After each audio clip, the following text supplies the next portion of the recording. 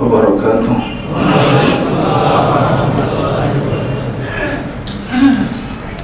نحمده ونصلي على رسوله الكريم. أما بعد فأعوذ بالله من الشيطان الرجيم. بسم الله الرحمن الرحيم.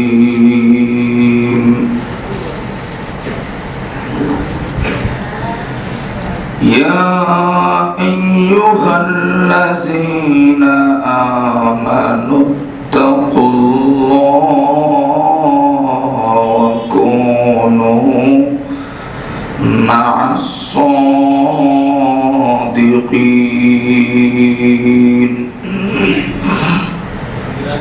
وقال رسول الله صلى الله عليه وسلم: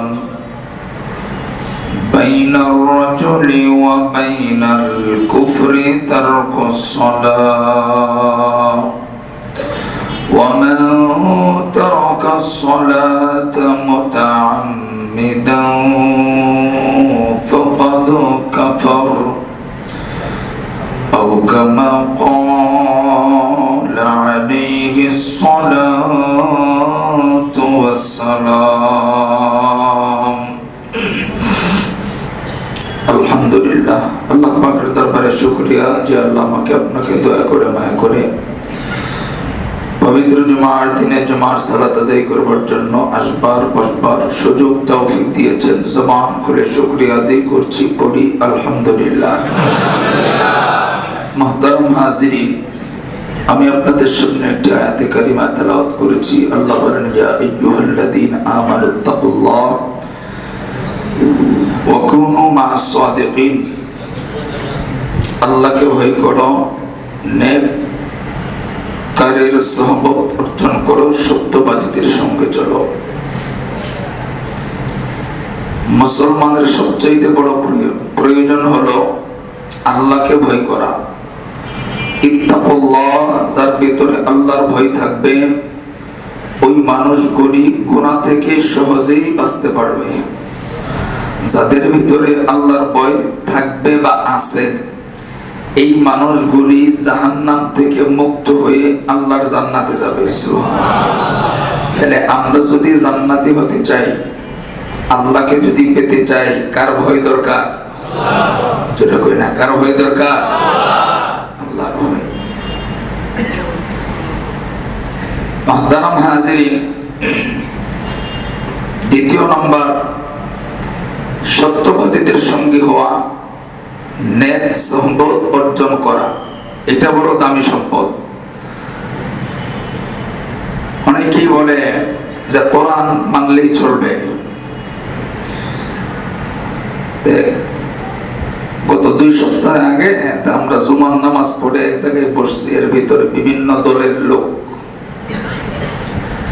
বিভিন্ন ধরনের কথা। তারা বলছে যে কোরআন মানলেই চলবে, আর কোনো কিছু প্রয়োজন নাই। তখন আমি জিজ্ঞেস করলাম, আল্লাহ বলছেন কুল সিরু ফিল আরদ, তোমরা জমিনে প্রবেশ করো। এখন আপনি যদি শুধু কোরআন থেকে এটা বের করতে চান, তাহলে আপনি কোথাও পাবেন না যে জমিনে প্রবেশ করে করব কি। এটার জন্য আপনাকে প্রয়োজন হচ্ছে ইজমা, এটার জন্য প্রয়োজন হচ্ছে কিয়াস। যেমন মনে করেন এই মাইক রাসূলের যুগে ছিল না, এটাও তো বেদাত। বেদাতের সংজ্ঞা রাসূলের যেটা করে নাই সেটা, কিন্তু এটা তো এখন প্রয়োজন। ওই সময় তো গাড়ি ছিল না, ঘোড়া ছিল, এখন তো গাড়ি। এইটা উলামায়ে কেরাম ইজমা কিয়াসের মাধ্যমে তারা ফতোয়া দিবে। এখন যদি শুধু কোরআন মানেন তাহলে চলবে না। কুল সিরু ফিল আরদ, এটার জমিনে প্রবেশ করার ব্যাখ্যা, তাফসীর। জমিনে প্রবেশ করে তুমি তোমার হালাল রিজিক সন্ধান করো। সুবহানাল্লাহ। এখন বর্তমানে সবচেয়ে বড় যে ফিতনা সেটা হচ্ছে মানুষ মসজিদ থেকে বিমুখ করা। সবচেয়ে বড় ষড়যন্ত্র হচ্ছে আল্লাহ ওয়ালাহ থেকে দূরে সরানো।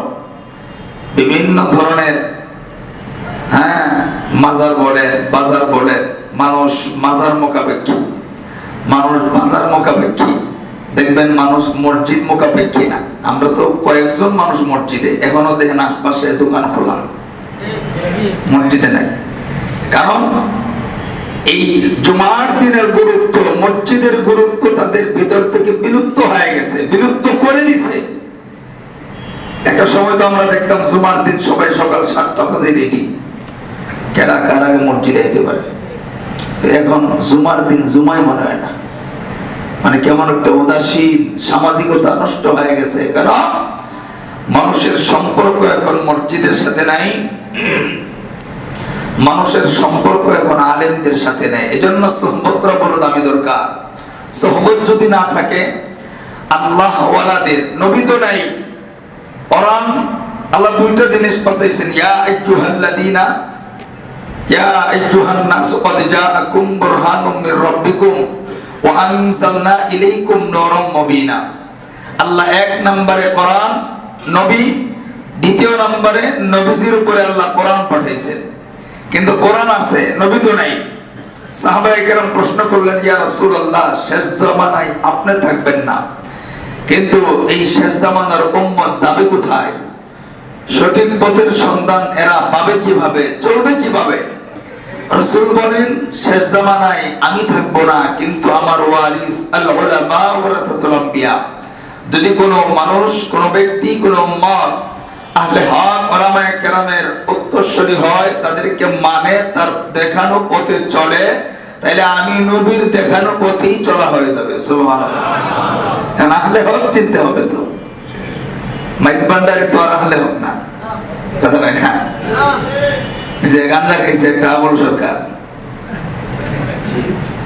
আল্লাহ বলে কইছে কুল আউযু বিরাব্বিন নাস মালিকিন নাস ইলাহিন নাস। আল্লাহ এনো নাচতে কইছে, নাউযুবিল্লাহ কইলেন না? এটা আর এমন কিছু বাক্য তার জবান দিয়ে উচ্চারিত হয়েছে যেগুলো বাহিরে তো বলা, মসজিদে তো বলাই যাবে না, বাহিরে বলাও সম্ভব না। শুনছেন না আপনারা? আফসোসের বিষয়, এই মানুষটা এত বড় বক্তব্য দেওয়ার পরেও, কোরআনকে অবজ্ঞা করার পরেও, আল্লাহর রাসূল আল্লাহকে নিয়ে ব্যঙ্গচিত্র করার পরেও অনেকেই বলছে এটা বুঝে নাই। অনেকেই তার ব্যাপারে, বাংলাদেশে উকিল আছে, তার ব্যাপারে পত্রিকা আছে, তার ব্যাপারে সাংবাদিক আছে, তার ব্যাপারে টকশো করার মতো তার পক্ষের মানুষও আছে। কিন্তু মুসলমান শুনে রাখেন, এটা যদি শরিয়া ভিত্তিক সংসদ থাকতো, কোরআন ভিত্তিক সংসদ থাকতো, রাসূলের আদর্শ ভিত্তিক যদি বাংলাদেশের সংসদ পরিচালিত হতো, এই আবুল সরকার আর বাবুল সরকার এতক্ষণ বাংলাদেশের মাটিতে থাকার মতো হিম্মত তার ছিল না। কথা বলেন ঠিক কিনা? এজন্য আজকে আপনাদের কাছে ছোট্ট একটা মেসেজ দিতে চাই। আমি জানি না আপনারা কি মনে করবেন, তবে ছোট্ট করে মেসেজটা দিতে চাই। বাংলাদেশে ততক্ষণ পর্যন্ত ঘরে ইনসাফ কায়েম হবে না, বাংলাদেশে ততক্ষণ পর্যন্ত বাবা সন্তানের উপর ইনসাফ কায়েম করবে না, বাংলাদেশে ততক্ষণ পর্যন্ত সন্তান পিতার উপর ইনসাফ করবে না, বাংলাদেশে ততক্ষণ পর্যন্ত বিবি স্বামীর উপর ইনসাফ করবে না, স্বামী বিবির উপর ইনসাফ করবে না, বাংলাদেশে ততক্ষণ পর্যন্ত মসজিদ কমিটি ইমাম খতিবের উপর ইনসাফ করবে না, বাংলাদেশে ততক্ষণ পর্যন্ত বাজার কমিটি ব্যবসায়ীদের উপর ইনসাফ কায়েম করবে না, বাংলাদেশে ততক্ষণ পর্যন্ত চেয়ারম্যান মেম্বার ইউনিয়নের লোকদের উপর ইনসাফ করবে না, বাংলাদেশে ততক্ষণ পর্যন্ত এমপি মন্ত্রীরা সাধারণ জনগণের উপরে ইনসাফ কায়েম করবে না, ততক্ষণ পর্যন্ত বাংলাদেশের পার্লামেন্টে কোরআন এবং রাসূলের আদর্শওয়ালা ব্যক্তি সংসদ পরিচালনা না করবে। কথা বলেন ঠিক কিনা? হবে না। যার ভিতরে আল্লাহর ভয়, কার ভয়? আল্লাহ। ইয়া আইয়ুহাল্লাযীনা আমানুত্তাকুল্লাহ, কার ভয়? আল্লাহ। সূরা কোন কার ভয়? আল্লাহ। যেই সংসদের ভিতরে নামাজ নাই, যেই সংসদের ভিতরে কোরআন নাই, সুন্নাত নাই, আদর্শ নেই, এই সংসদ ওলা কখনো ইনসাফ কায়েম করতে পারে না, কারণ নামাজ নাই তার ভিতরে, আল্লাহর ভয় নেই যার ভিতরে। কথা বল ঠিক কিনা? এজন্য আল্লাহর ভয়ওয়ালা লোক আমাদের সংসদে দরকার আছে না নাই? অনেকে রাগ করতেছে, কই হুজুর চাকরি শেষ, সামনে করে রাস্তা দিয়ে এই তো 3 বার মাপছে আল্লাহর কাছে, আল্লাহ আইনো না। বৈরব কালকে মাহফিল নিব এক জায়গায়, 3 ঘন্টার রাস্তা 11 ঘন্টা পরে যায় দিয়ে গাড়ির চাক্কা আর চলে না, চাক্কা একবার গেছে 5 কিলো জায়গায়, এরপরে ওয়াশ না করে ঘুরে যা, কারণ কথা কাজের মিল নেই। এমন রাস্তা দিয়ে নিছে কোথাও নাই যে তার লগে দেখা করবো। প্রায় বৈরব ঘুমাইছি, বৈরব থেকে আমি সময় লাগবে 2.5 ঘন্টা, এর ভিতরে 4.5 ঘন্টা হয়ে গেছে। প্রাইভেট কার রেখে তুইছি নো, রিক্সা ধরছি নো, আইডাইছি নো, আলহামদুলিল্লাহ কোন। আপনারা কি শান্তির এলাকায় থাকেন, আল্লাহর কাছে দোয়া করেন, আল্লাহ যেন আমার সংসদরা ঠিক করে দেয়। বলেন আমিন, জোরে বলেন আমিন।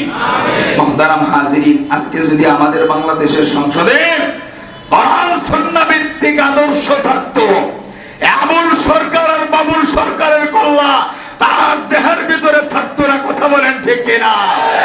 এজন্য আজকের এই মসজিদ থেকে আমরা বলতে চাই, আবুল সরকার আর বাবুল সরকার বুঝি না, যারা এই কোরআনকে নিয়ে অবজ্ঞা করবে, আল্লাহর রাসূলকে নিয়ে অবজ্ঞা করবে, বাইতুল মুকাররমের সামনে বাংলাদেশের যে প্রধান বক্তা হোক না কেন, তাকে ফাঁসির কাস্টে ঝুলায় বিচার করতে হবে। কারা কারা প্রস্তুত আছেন? 2 হাত উঠান।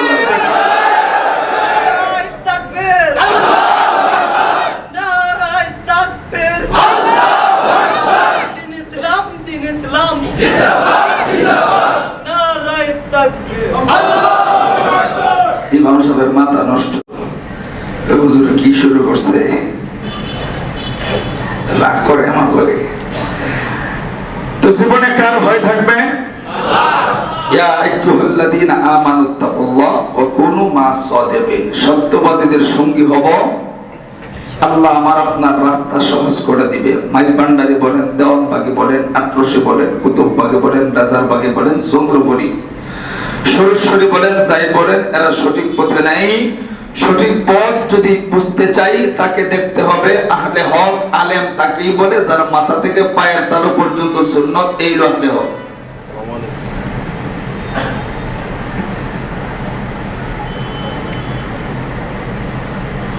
রাস্তায় জাম আছে, ধীরে ধীরে ফেলেছে, ঠান্ডায় কথা বল।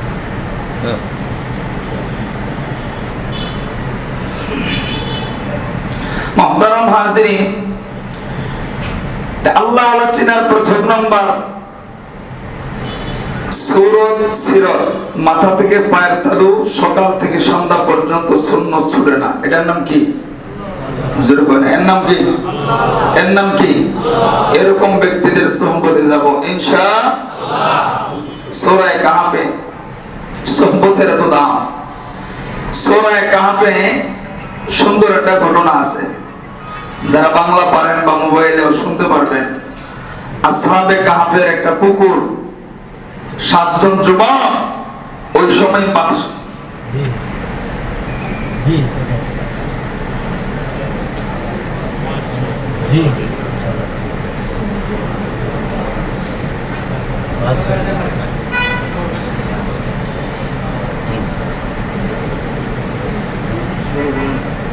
কি সে বন্দি আমরা কল করতে কি সে কল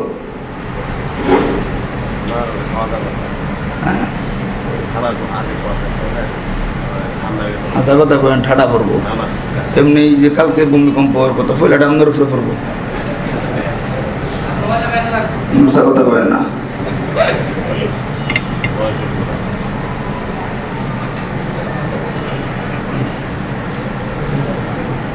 দিন ধরে কোনো জায়গায় ওয়াজি করে না, রাগে হ্যাঁ কই নেতা, হ্যাঁ কই খেতা, হ্যাঁ কই বালিশ, তোর খেতা না তুই তো যা, স্টেজ থেকে নেমে পড়ি।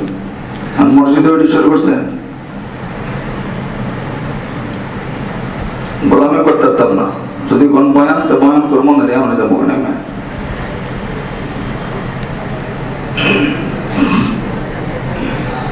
তো মুহতারাম হাজিরিন, আসহাবে কাহফের ওই সময় এমন একটা প্রথা ছিল যে বাদশা ছিল জালেম বাদশা, মূর্তির নামে কুরবানি দিতে হইব। নাউজুবিল্লাহ না। ওই সময় আল্লাহ 7টা যুবকের মনের ভিতরে ঈমান তাজা করে দিছে, ঈমান জাগায় দিছে। 7 জন যুবক চিন্তা করলো এটা তো কোনোভাবেই সম্ভব না, এই মূর্তি কোনোদিন আল্লাহ হইতে পারে না, আমাদের আল্লাহ একজন। তালাশ করা শুরু করলো। এই খবর চলে গেল বাদশার কাছে। বাদশাহ 7টা যুবককে ডাক দিয়া কই, যুবক বয়স থেকে তোমাদেরকে মাফ করলাম, তবে সুযোগ দিলাম, পারলে ঈমান ছাড়ো, নাইলে তোমাদের কল্লা থাকবে না। তাই 7 যুবক চিন্তা করলো এই জায়গায় থাকলে তো জীবনই থাকতো না, যাই হোক এই দেশ ছেড়ে চলে যায়। মুসলমান ভাইয়েরা আমার,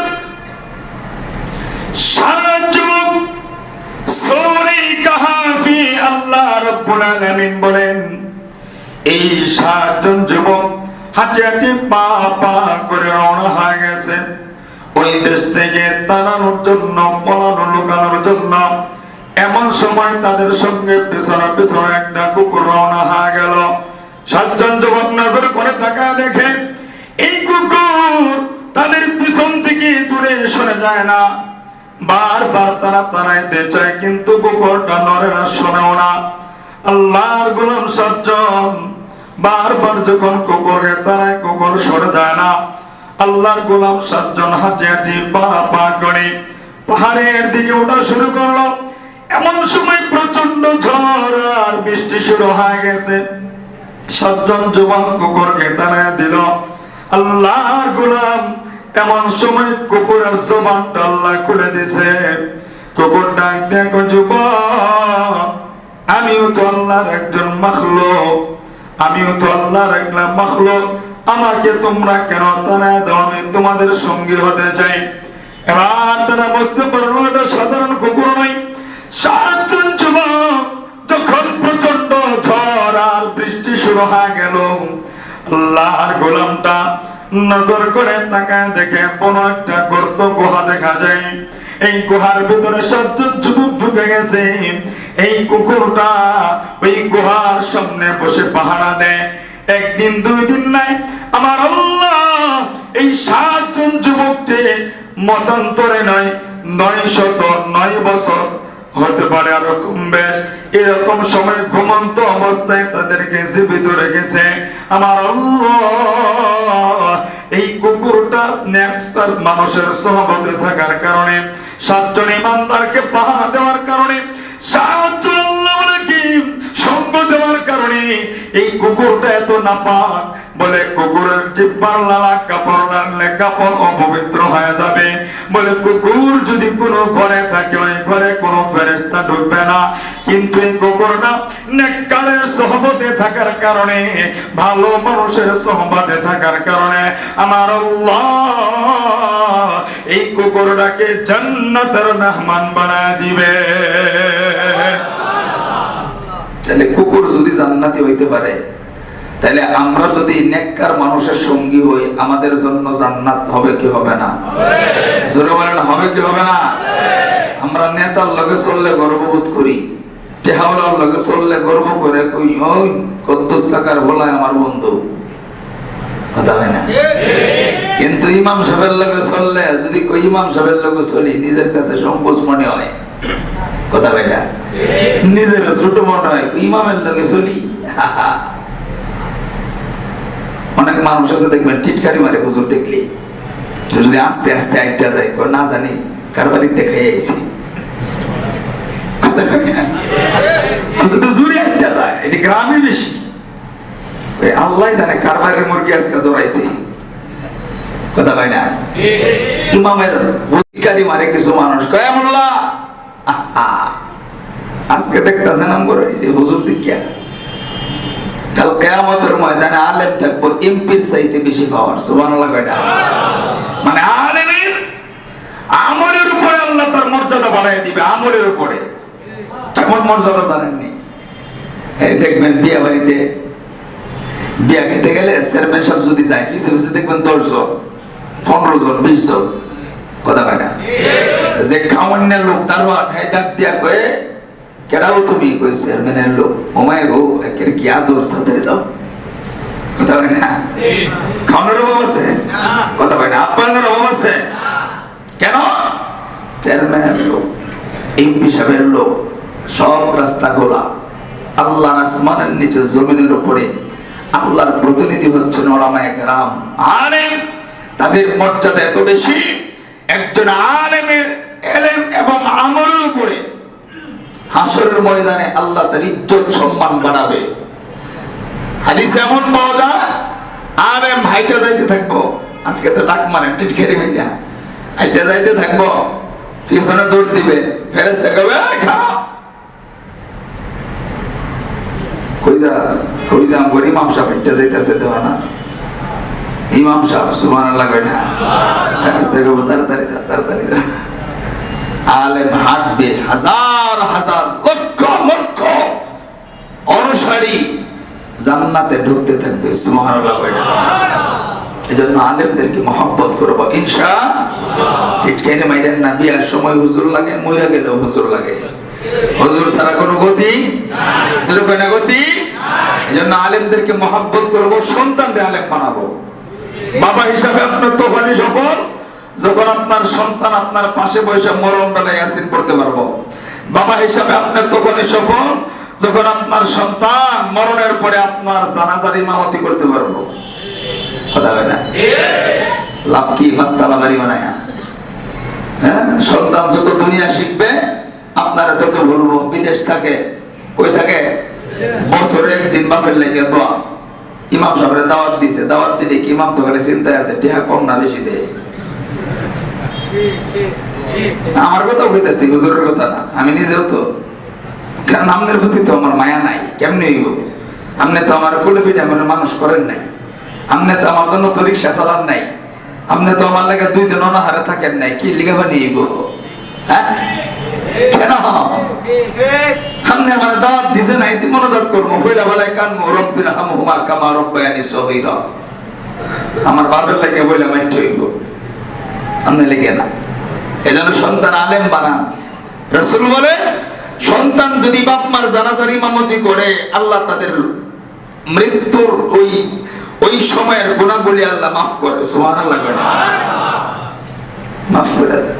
সন্তান আলেম বানান, পাঁচতলা বাড়ি বানায় গর্ব করেন, কিন্তু সন্তান আলেম বানাইতে পারেন না, এর চাইতে হতভাগা আর কেউ নেই। মুহতারাম হাজিরিন, আমরা নেক্সট সহবত অর্জন করব, আল্লাহওয়ালাদের সঙ্গে চলব, সত্যবাদীদের সঙ্গে চলব ইনশাআল্লাহ। কখন আমরা চলে যাই, এই যে 2 দিন পরে নাকি ভূমিকম্প, কালকেই তো আল্লাহ জানে কার উপরে পড়ে, আস্তাগফির পড়তে দেন খালি, জীবনের গুনার জন্য মাফ চান। এই ভূমিকম্প এটা আল্লাহ এমনি দিয়েছেন, এটা গজব, এটা আমার কামাই, আপনার কামাই। কথা কয় না? আমাদের নিজের কামাই। এখন যদি ইস্তেগফার তওবা করতে পারি, আল্লাহ আমাদেরকে মাফ করে দিবে। তবে ভয়ের কিছু নাই, মরণ যার যখন, কথা কয় না, মরণ যার যখন তখনই আসবে। 5টা জিনিস আল্লাহ ছাড়া কেউ জানে না। কয়টা জিনিস? জোরে বলেন, কয়টা জিনিস? ইমাম মালিক রাহমাতুল্লাহি আলাইহি উনি মক্কায় 40 বছর থাকছে কাবা ঘরের পাশে। কয় বছর? 40 বছর থাকার পরে উনি হিজরত করছে মদিনায়। মদিনায় 1 বছর থাকার পরেই যখন হজের সময় আসছে, তার মনের ভিতরে দুঃখগানি শুরু হয়ে গেছে, আইরে কাবা ঘর কি দেখতাম না, সবাই হজে যায়, আমারও হজে যাওয়া দরকার। পাগলাই চিন্তা কইরা এখন সিদ্ধান্ত নিতে পারতেছে না, আমি যদি হজে যাই, ওই জায়গায় যদি মরি, তাহলে তো আমি মদিনায় মরতে পারলাম না, নবীর পাশে। এই চিন্তা কইরা উনি বড় পেরেশান, মক্কায় যাবে কি যাবে না, যদি এই মুহূর্তে মারা যায় তাহলে তো আমি মদিনায় মরতেও পারবো না, নবীজির পাশেও আমার কবর হবে না, নবীজির মায়া মহব্বত কম হবে, আমি হাসরের ময়দানে নবীর সঙ্গে দাঁড়াইতে পারবো না। এই চিন্তা করতে করতে আল্লাহর গোলাম 2 রাকাত সালাতুল হাজতের নামাজ পড়ছে, সিদ্ধান্ত নেওয়ার জন্য। এটা একটা গুরুত্বপূর্ণ নামাজ, শিখে নেন। 2 রাকাত সালাতুল হাজতের নামাজ না পারলে ইমামের কাছ থেকে মোবাইলে শেখ আহমদুল্লাহ আছে, আর অনেকে আছে বড় বড় আলেম, আমরা শিখে নেব। কোনো কিছু ব্যবসা করবেন, চাকরি করবেন, সন্তান পড়াবেন, বিয়ে করবেন, আগে সালাতুল হাজতের নামাজ পড়বো ইনশাআল্লাহ। ইস্তিসখারের নামাজ ওটা পড়বেন। আল্লাহর গোলাম নামাজ পড়ে ঘুমায় গেছে, চিন্তা করতে করতে মদিনায় যাবে কি যাবে না। ইমাম মালিক রাহমাতুল্লাহ আলাইহি ঘুমানোর পরে স্বপ্নে যুগে নজর করে তাকায় দেখে ইমাম মালিকের সামনে একজন পাগড়ি পরা মানুষ, অর্থাৎ অন্য কেউ নয়, আল্লাহর নবী সরদার দো জাহান আকা নামদার তাজদার মদিনা নবী মুহাম্মদুর রাসূলুল্লাহ, সবাই পড়ি সাল্লাল্লাহু আলাইহি ওয়াসাল্লাম। ইমাম মালিক স্বপ্ন যুগে তাকায় দেখে আল্লাহর নবী ইমাম মালিকের সামনে হাজির হয়ে গেছে। নবীজি ইমাম মালিকের সামনে দাঁড়ায়া এইভাবে 5টা আঙ্গুল দেখায়া, নবীজি কোনো কথাও বলে নাই, চুপি চাপে আবার স্বপ্ন যুগে বিদায় হয়ে গেছে। ইমাম মালিক রাহমাতুল্লাহি আলাইহি বড় আশ্চর্য হয়ে গেছে, চিন্তায় পড়ে গেছে, পেরেশান হয়ে গেছে রে। আহারে, এই মুহূর্তে যদি আমি আল্লাহর নবীর আমি স্বপ্ন দেখলাম, এই মুহূর্তে নবীজি আমারে 5টা আঙ্গুল দেখাইলো, কিন্তু কোনো কথা বললো না, আমাকে কোনো কিছু বললো না, তাহলে আমি কোথায় যাব, কি করব?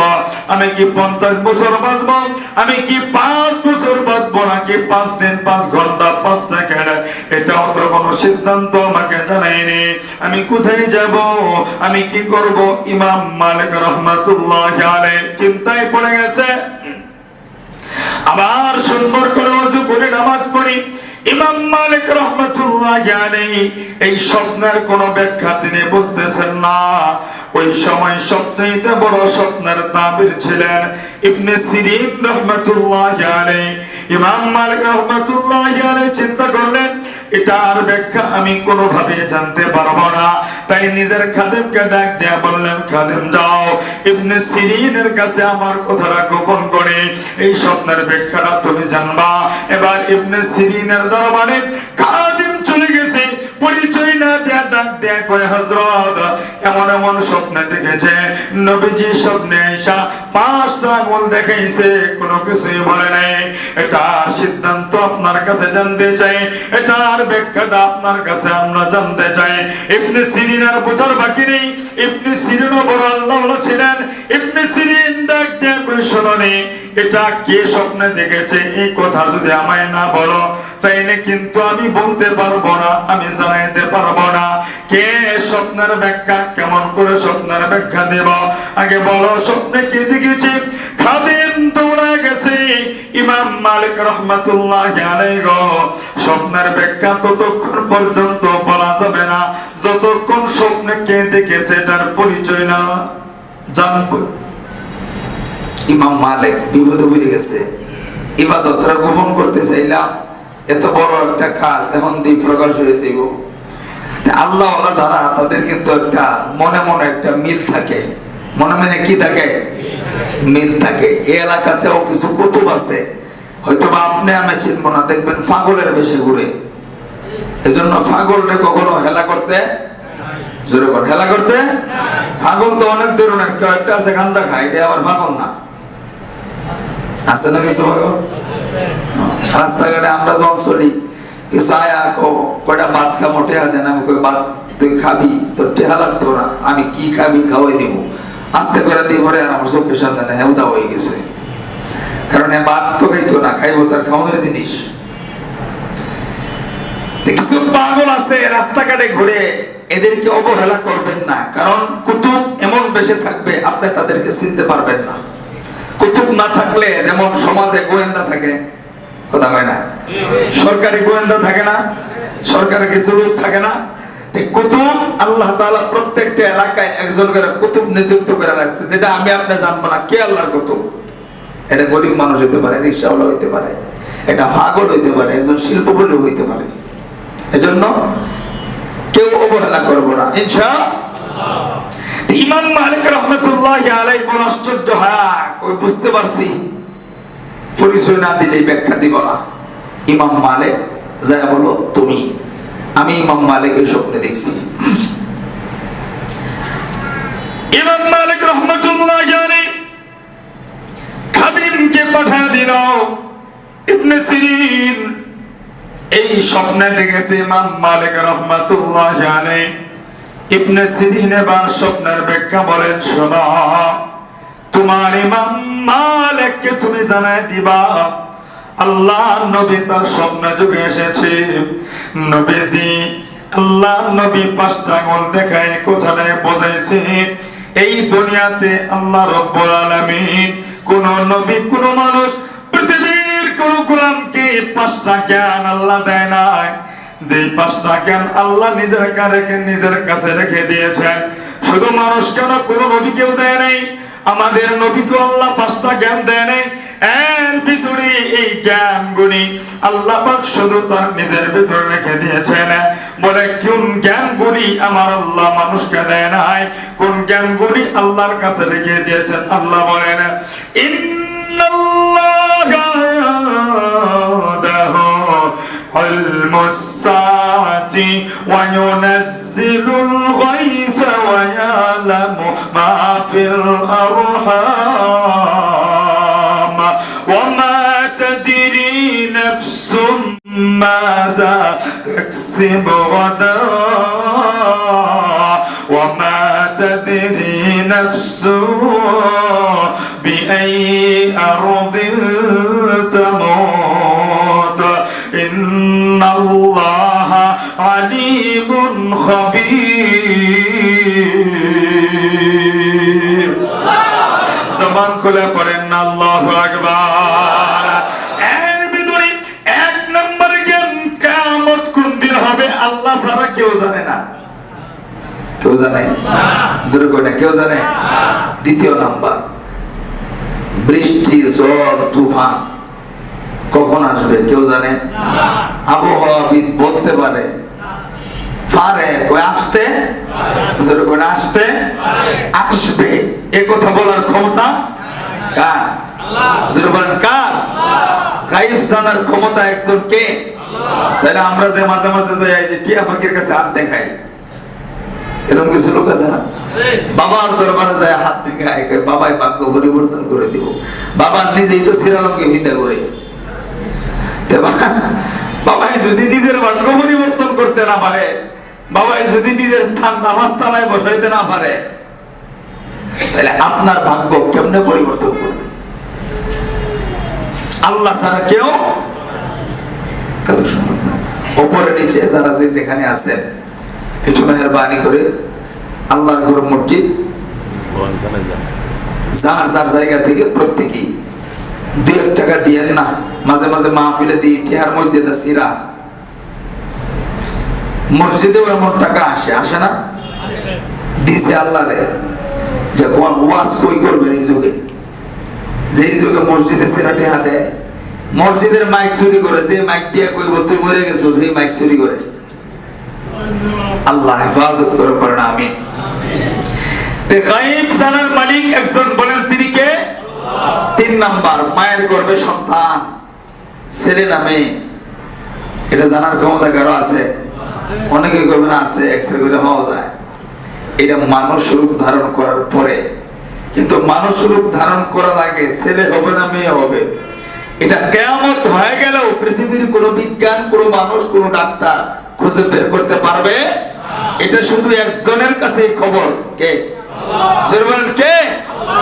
আল্লাহ। 4th নাম্বার, আমার আপনার রিজিক। অনেক মানুষ আছে রিজিক নিয়ে বড় পেরেশান, বড় টেনশন, কালকে কি খামো, টেহা আছে কিনা নাই। রিজিকের মালিক, রিজিকের ফয়সালা দাতা কে? আল্লাহ। এই রিজিকের চিন্তায় আমগর সমাজের কত মানুষ বাচ্চা নেয় না, বিয়া করে না, কামাই টামাই করে পড়ে। আরে কি যুগ আইলো, আমগরে খ্রিস্টানরা এমন ব্যাকল বানাইছে, এমন পাগল বানাইছে আমরা বাংলাদেশের মানুষ। ডাক্তাররা এমন ইনজেকশন আমগর বিতে দিছে, হ্যাঁ, বিয়া করে না, সন্তান হইব না। আরে ভাই, এলাকার রিক্সাওয়ালা কদ্দুস কাকার 8টা সন্তান নিয়ে যে সুখে আছে, আমনে করে এই এলাকার 5 তলার বাড়ির 1 সন্তান নিয়ে বিন্দু পরিমাণ সুখেও নাই। সুখ দেওয়ার মালিক তো আল্লাহ। রিজিকের মালিক আল্লাহ। চিন্তা করে বিয়ে করে না, সন্তান নেয় না। সুবহানাল্লাহ, কি কইবেন? বাচ্চা নেয় না, সিজার। বাট আগেই মনে করেন যে শুনতে 50,000 টাকা না করে থয়ে দিছে সিজার করবো, আগেই রেডি। আল্লাহ কই টেহান চস্তে, এটা তো কামে না লাগায় থয়ে দিলে লাভ নাই। 50,000 লাগা আরো 30,000, 70,000। কথা কয় না? বাটপারি ছাড়া, আমাদের মনের দুর্বলতা ছাড়া আর কিচ্ছু না। গোটা করোনা গেল, একটা মাও সন্তান জন্ম দিতে যে মারা যায় না এমন কোন পত্রিকায় খবর আমি দেখছি না।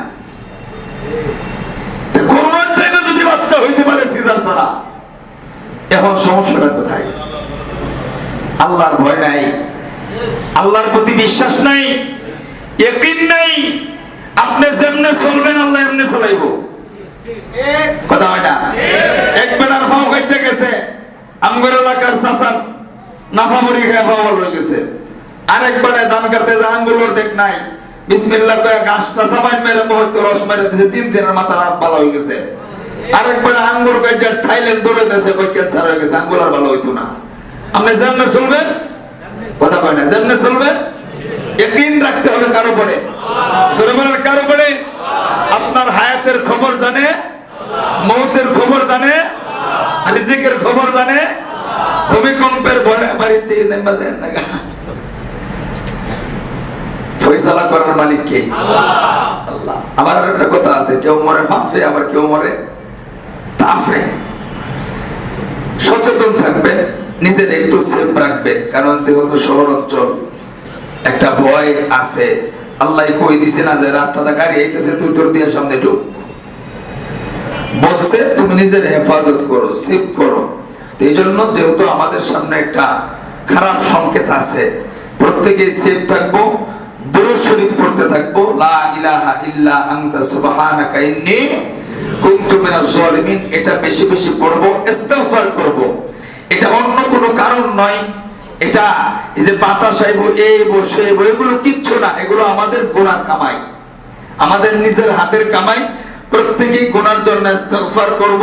ঘরের ভিতরে টিভিতে নাটক, ছবি, গান, মোবাইলে দেখব না, ইনশাআল্লাহ। গজব কখন আসে আমাদের কারো জানা নাই, আমাদের কারো বোঝা নাই। তো মুহতারাম হাজিরিন, মরণের খবর জানে কে? জোরে বলেন, জানে কে? আল্লাহ।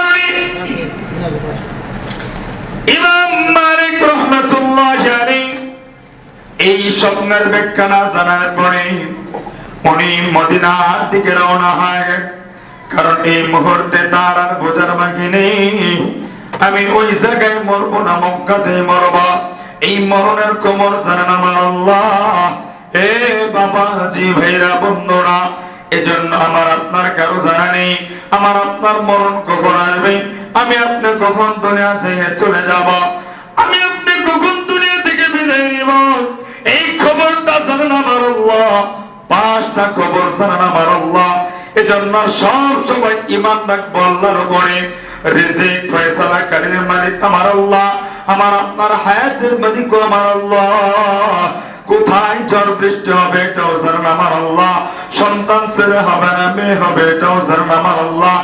এক কথাই এমন 5টা বিষয়, যে 5টা বিষয়ের ফয়সালা দুনিয়ার কোন মানুষ দিতে পারবে না। এই 5টা বিষয়ের উপরে যদি আমি আপনি ঈমান ইয়াকিন রাখতে পারি, মনে রাখবেন দুনিয়াতে আমার আপনার টাকা কম হতে পারে কিন্তু অশান্তি হবে না। এই 5টা বিষয়ের উপরে যদি ঈমান ইয়াকিন আল্লাহর ফয়সালা হবে, এটা যদি ঈমান আপনার বিশ্বাস থাকে, তাহলে আমার আপনার দ্বারা কখনোই গুনাহ হবে না। কারণ মরণ কখন কারো জানা নেই, এই খবর তো জানেন আমার আল্লাহ কখন মরণ আসবে। এই বিশ্বাস যদি ইয়াকিন যদি দিলে থাকে, এই মুহূর্তেও মরতে পারি, মসজিদ থেকে বের নাও হতে পারি। এই ইয়াকিনটা যদি থাকে, গুনাহ দেখবো কিন্তু গুনাহ হবে না। এই বন্ধু জিনা সামনে আসবে, জিনা হবে না। চুরি ডাকাতি চিন্তাই করার সুযোগ আসবে, আমার আপনার দ্বারা হবে না। এ বন্ধু, বাবা, ভাইরা, আমার আপনার ভিতরে যদি এই ইয়াকিন আসে, কখন যেন আল্লাহ কিয়ামত ঘটায় দেয় আমার জানা নেই। এই ভয় যদি আমার আপনার ভিতরে থাকে, আমার আপনার দ্বারা কখনোই গুনাহ হবে না।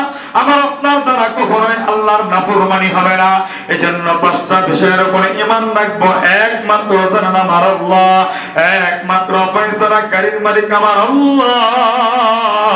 এই ঈমান যদি রাখতে পারি, মনের ভিতরে কোনোদিনও শান্তি থাকবে না। পাঁচটা বিষয়ের উপরে কারা কারা পরিপূর্ণ ঈমান রাখবো ইনশাআল্লাহ? দুইটা হাত উঠায়া জবান খুলে বলেন ইনশাআল্লাহ। আরেকবার বলেন ইনশাআল্লাহ, আরেকবার বলেন ইনশাআল্লাহ। আল্লাহ কবুল করুক।